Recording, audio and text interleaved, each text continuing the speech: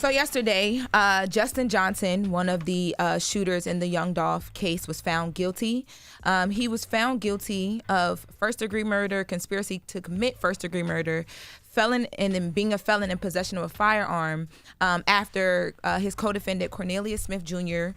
provided testimony. We went through that testimony earlier in this week. Now, he was sentenced immediately after the verdict was read. He was sentenced to life in prison.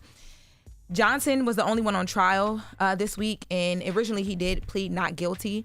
Now, Cornelius Smith, who provided the testimony, who's also charged with first-degree murder for killing Dolph, and who provided that testimony, will be charged later. So he'll actually be charged on November 15th. He'll appear November 15th. And then Hernandez Govan, who was the guy that put them onto the hit, he's back in court on October 9th. Originally, Smith and Govan were supposed to be in court on September 30th, but that was reset after the verdict. And immediately after the verdict was entered, the defense asked for an acquittal, and that's common. Normally, prosecutors do that. That's common. They'll put in a motion to acquit following, something like this. But it was instantly, it's going to be denied. The judge denied the motion already, actually. Yeah, the judge has actually already denied the motion. So we'll just have to wait for the other people to be sentenced. But because of that testimony, it's like a slam dunk. Yeah, he was found guilty yesterday. He was given life in prison. Yep. And it's just so sad that brother lost his life over nothing. You know what I mean? Yes. I want to take a listen to the verdict being read in the courtroom to Justin. We, the jury, find the defendant guilty of conspiracy to commit first-degree murder as charged in count 1 of the indictment. We, the jury, find the defendant guilty of first-degree murder as charged in count 2 of the indictment. And we, the jury, find the defendant guilty of convicted felon in possession of a firearm as charged in count 3 of the indictment. Thank you. The jury, having found you guilty of conspiracy to commit first-degree murder, and convicted felon in possession of a firearm. As the 13th juror, I affirm this verdict. As to the first-degree murder, I sentence you to life in prison. Now, Justin did not testify for himself, and the jury took under 4 hours to deliberate and decide this. It was 3 days of testimony. This was the 4th day. Now, we do have a reaction. Dolph's sister, who had been in the courtroom, she actually testified one of the days as well, too. She spoke to the media after the verdict was read. Let's take a listen.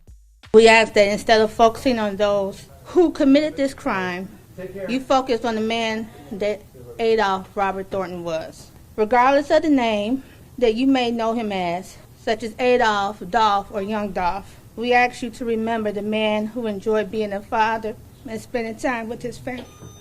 We ask that you remember the man who enjoyed giving back to others and being an inspiration and knowing that they are seen and can change their outcomes and the lives of others by doing something positive. Now, that was his sister. Mia also spoke out yesterday. You know, Mia came up here and talked about her Black Men Deserve to Grow Old organization. Yes. And she said, today's verdict brings relief and restores my confidence in the justice system. And remember, she was here. She was saying that they felt like they weren't getting answers to certain things that they deserved answers to. And they were finding out stuff literally on the news. So she said that her belief in the justice system has been restored. On behalf of her family and herself, she'd like to thank law enforcement, the prosecution, and everyone involved for their diligent work. The past 3 years have marked the loss of Adolph, and the events leading to the trial have been incredibly frustrating. Her faith, she says, has been tested, but Adolph's tragic execution has only strengthened her resolve to fight for justice, not only for him, but for other Black men. So, you know, hoping that this brings some comfort to the family, and the rest of the guys, once they're, sentenced and stuff, will bring some comfort to the family as well, too. I mean, it's so sad. And as a community, we got to smarten up. I mean, the fact that this brother lost his life, he's no longer going to be with his wife. He's no longer going to be with his kids for some money. $100,000 was worth that man's life, and they didn't even get paid $100,000. They got paid $800, and now that man is no longer here. And now you're serving life in prison. You'll never get out. You'll never see the outside ever again over some money. So sad, man. It is really sad. So sending me a big hug, because it had to be I can't imagine hearing all that testimony as well, too. So she's going to have to. The family, the kids, it's all online. It's just so sad, man. Yep. And what Dolph has done for that city, and how he's helped out city, from the turkey drives to the toy giveaways to giving back to the communities to the scholarships to all that stuff, man. Y'all lost a good brother, man. I will say this, though. I don't think we should blame that on a whole community. Those are two individuals who made a poor choice, and I don't know the whole details of the situation, but it just sounds like a couple of brothers who made a poor choice. I don't think you can blame that on the whole community, because somebody like Dolph was a great example of a brother doing good for his hood and doing good for his community. And it's just sad that he got killed in his community by a couple of brothers who decided to make a poor choice. Yep. And when I say community, I mean we have to do better. Not just this Dolph situation. We have to do better with gun violence. We have to do better with controlling our emotions.